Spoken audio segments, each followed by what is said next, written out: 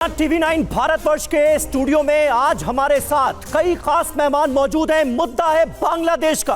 बांग्लादेश में minority community, अल्पसंख्यकों पर जो अत्याचार हो रहे हैं, आज हम उसकी बात करेंगे ताकि यूनुस सरकार तक इसकी आवाज पहुंचे। आपके साथ मैं हूं समीर अब्बास। बांग्लादेश में हिंदुओं पर अत्याचार की कई तस्वीरें, कई खबरें अब तक आपने देखी। हाल ही में धार्मिक गुरु चिन्मय दास को गिरफ्तार करके जेल भेज दिया गया, देशद्रोही घोषित कर दिया गया। उनका गुनाह सिर्फ इतना था कि उन्होंने हिंदुओं पर हो रहे अत्याचार के खिलाफ आवाज बुलंद की थी। इस्कॉन के जरिए हिंदुओं के रक्षा दूत बनते जा रहे थे। चिन्मय दास की गिरफ्तारी पर जिसने सवाल उठाया, उस पर भी पुलिस या कहर बरपा। कट्टरपंथियों के हाथ की कठपुतली सरीखे काम करने वाली यूनुस सरकार के सामने हिंदुओं के हक की बात करना मानो गुनाह बन गया है। लग तो ऐसा ही रहा है। बहुसंख्यक बांग्ला जमात के बीच 8% हिंदुओं के साथ अनाथों से भी बदतर बर्ताव हो रहा है। सवाल यह है कि आखिर अंतरिम सरकार चला रहे नोबेल पुरस्कार विजेता मोहम्मद यूनुस क्या कट्टरपंथियों के इशारों पर चल रहे हैं? क्या बांग्लादेश को हिंदू मुक्त करने का एजेंडा साफ नजर आ रहा है? क्या बांग्लादेश दुनिया के दूसरे मुल्कों की तरह इस्लामीकरण के रास्ते पर, कट्टरपंथ के रास्ते पर आगे बढ़ रहा है? क्या बहुत जल्द हम देखेंगे कि सेकुलर बांग्लादेश एक मुस्लिम देश बन गया है? आज इन्हीं सवालों के साथ एक बड़ी बहस लेकर हम हाजिर हैं। हमारे साथ इस्कॉन से ताल्लुक रखने वाले कई धर्मगुरु भी जुड़े हुए हैं, कई इस्लामिक स्कॉलर्स भी जुड़े हुए हैं। उनसे भी आपका तारुफ करा दें। कदम्बा बिहारी दास जी इस्कॉन दिल्ली से जुड़े हुए हैं, हमारे साथ मौजूद हैं। प्रशांत मुकुंद प्रभु जी हमारे साथ मौजूद हैं, वरिष्ठ इस्कॉन इंटरनेशनल स्पिरिचुअल गाइड हैं। प्रेमांजन प्रभु जी हमारे साथ मौजूद हैं, इस्कॉन दिल्ली से इनका ताल्लुक है। इसके अलावा डॉक्टर परवेज हयात हमारे साथ मौजूद हैं, पूर्व IPS अधिकारी हैं। Islamic scholar professor Junaid Harris साहब हमारे साथ मौजूद हैं। इसके अलावा डॉक्टर मुमताज आलम रिजवी हमारे साथ मौजूद हैं, मुस्लिम स्कॉलर हैं। इन सब से हम करेंगे बात, लेकिन सबसे पहले आपको बता दें कि कोलकाता इस्कॉन के उपाध्यक्ष राधा रमण दास का भी एक बड़ा दावा सामने आया है। उन्होंने कहा है कि बांग्लादेश में 2 और हिंदू साधुओं को गिरफ्तार कर लिया गया है। चिन्मय के लिए प्रसाद लेकर गए साधुओं को भी गिरफ्तार कर लिया गया है। मंदिर लौटते वक्त दोनों साधुओं की गिरफ्तारी हुई। बांग्लादेश में चिन्मय प्रभु के सचिव भी लापता हैं। 29 नवंबर को जब श्री आदि पुरुष श्याम दास और रंगनाथ दास ब्रह्मचारी दोनों जेल में बंद चिन्मय कृष्ण प्रभु को प्रसाद देकर वापस आ रहे थे, तो रास्ते में उनको पुलिस ने गिरफ्तार कर लिया। यह भी खबर मिल रही है कि चिन्मय कृष्ण दास के जो सेक्रेटरी थे, उनको भी गिरफ्तार किया गया है।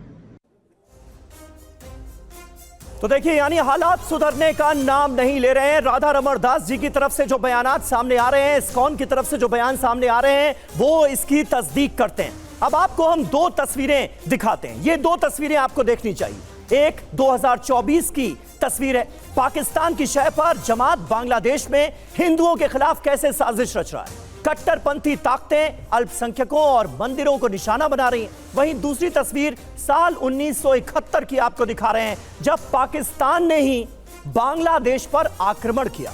बांग्लादेश की आजादी के लिए पाकिस्तान के खिलाफ जंग, निर्दोष बांग्लादेशियों ने अपनी जान गंवाई। वैसे वक्त हिंदुस्तान ने उस जंग में साथ दिया।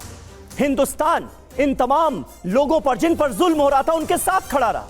ये 2 तस्वीरें बताती हैं कि बांग्लादेश का माहौल कैसे बदल दिया गया है, कैसे कट्टरपंथ आज बांग्लादेश के अंदर अपना एजेंडा चलाता हुआ नजर आता है। अब आप देखिए तस्वीरें कितनी बदल चुकी हैं।